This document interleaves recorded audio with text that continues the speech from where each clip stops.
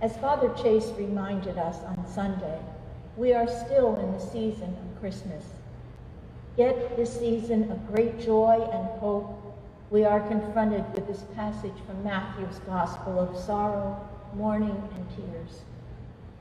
Tonight's Gospel is one we rarely explore because the story of the Holy Innocents of Bethlehem is only found in Matthew's Gospel.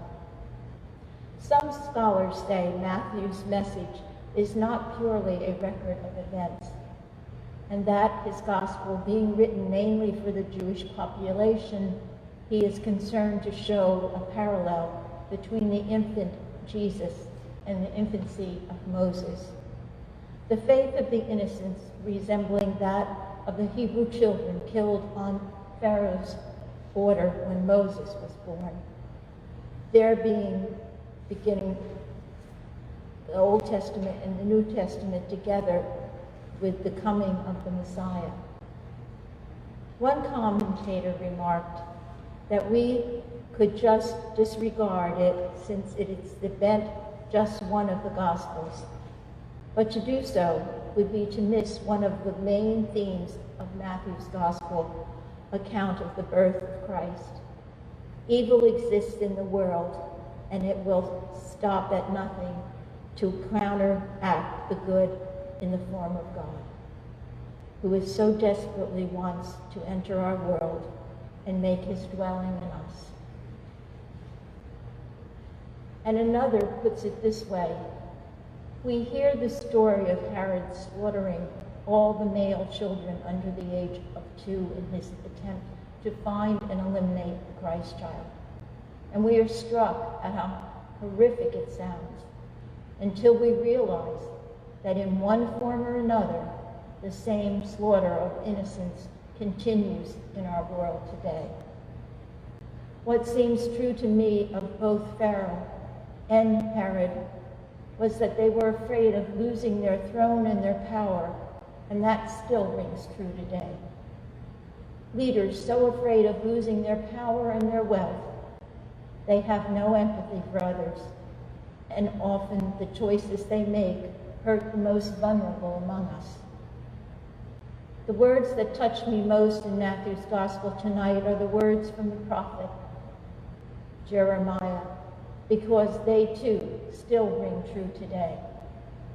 A voice was heard in Ramah, wailing and loud lamentation, Rachel weeping for her children. She refused to be consoled because they are no more. Rachel's weeping still goes on, weeping not just for the innocent baby boys of Bethlehem, but for all the innocents of all ages, crying for those who have lost loved ones to COVID, crying for children dying of hunger and disease throughout the world, crying for children ripped from their parents' arms and locked in cages, children being killed in mass shootings, being killed on our streets every day because of gun violence, even on our own streets in Asbury Park. This has been an especially difficult year for all God's children throughout the world. The pandemic has caused so many losses of life, jobs, homes, and much more. There is much food insecurity that people who were used to giving food to food banks are now having to rely on those food banks for food for the first time in their lives. And so we continue to hear the cries and tears of Rachel. I know it has been a difficult time to hold on to the hope in the midst of all of this. Yet there is so much hope in the lessons for tonight, especially from Revelations. God himself will be with them. He will wipe every tear from their eyes. Death will be no more. Mourning and crying and pain will be no more. For the first time, things have passed away, and the one who was seated on the throne said, "See, I am making all things new."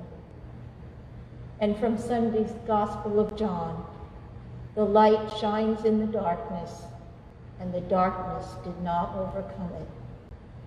I believe God is truly our light in the darkness. I'd like to end with this New Year's blessing attributed to King George V, sent to his British subjects. I pray it will bring us all hope for the new year. I said to the man who stood at the gate of the year, "Give me a light that I might go into the darkness." And he replied, "Go out into the darkness and put your hand into the hand of God. That shall be more to you than a light and safer than an unknown way." Weeping and dreaming, trusting with your hands in the hand of God. My friends, this is the safe way, the known way, the way to redeem this time, to redeem our time of significance and for salvation in God's name. May it be so for you and for me. Amen.